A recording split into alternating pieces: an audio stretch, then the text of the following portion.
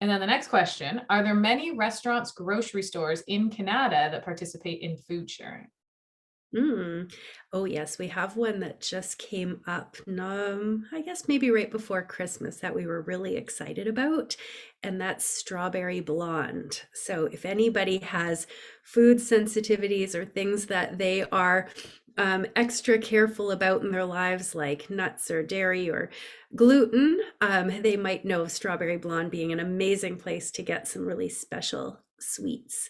And so, yes, they are offering us to pick up whatever left that they don't have. And then we're able to distribute that. And it's really great because a lot of food banks or places um, that are feeding people don't necessarily get a broad range of foods that meet those dietary requirements. So it's really fun to treat people with that. We do have a possibility of another big place in Canada, and we're just moving our way in there. So, um, where it makes a big difference around where our volunteers are because our volunteers are the ones who approach the stores. So if most of our volunteers right now are in the core, they're approaching stores, that they already shop at, that they know and are familiar with. And we now have more volunteers in Canada, so I think we're going to see that open up. So We another, collect yes, sorry, I was gonna say another question. Do you collect frozen food as well or just fresh?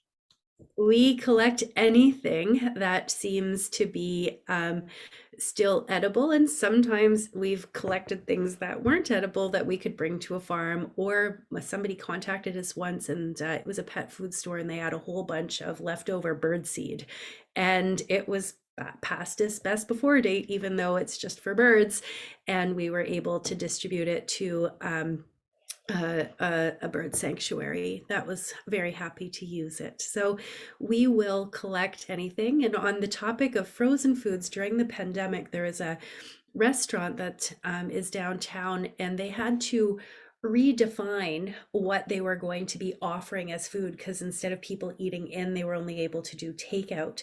And they contacted us and they're like, we have so much frozen food, is this something you will pick up? And we're like, absolutely. So as long as we know that it's frozen food in advance or what it is, we can make sure to do quick transitions or come with the appropriate containers to make sure that the food stays safe in those movements to its next location. Yeah.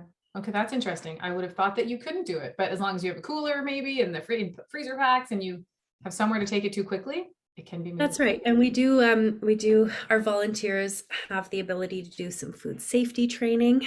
That's something we were able to just get some funding for this year, which is going to make a big difference. So in the beginning, we had somebody who counseled us on how to make those best transitions. And now a good bulk of our rescue drivers are going to be able to take that training. Amazing. It just keeps getting better and Yeah, better. it Yeah. does. Um, That's yeah. It's so perfect. And it's exactly what we need. Why are we throwing out this food when there are people who could use it? And it's bad for our yeah. planet. Yeah, like just yeah.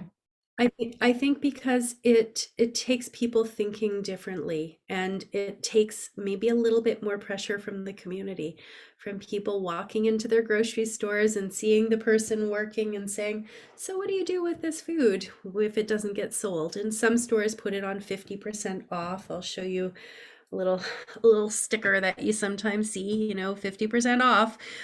And then if it doesn't sell within the next little bit of time before that best before date, this ends up in the trash. And so we just have to maybe create a little bit more pressure and awareness there.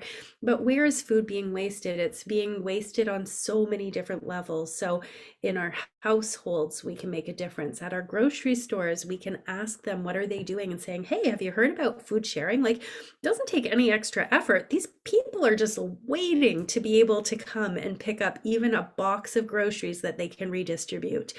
And we would like it to be all edible, nice food, but we understand that that's going to probably take more work for their staff, and we don't want to create more challenges for them. We want to try to facilitate that process as much as possible, so our volunteers are aware that they're going to do a little bit of sifting through that food before redistributing it to make sure it goes to the right place and that it looks nice and respectful. And seriously, once I go through my oranges, they all look like, jewels that I can deliver somewhere, and I'm really proud of that.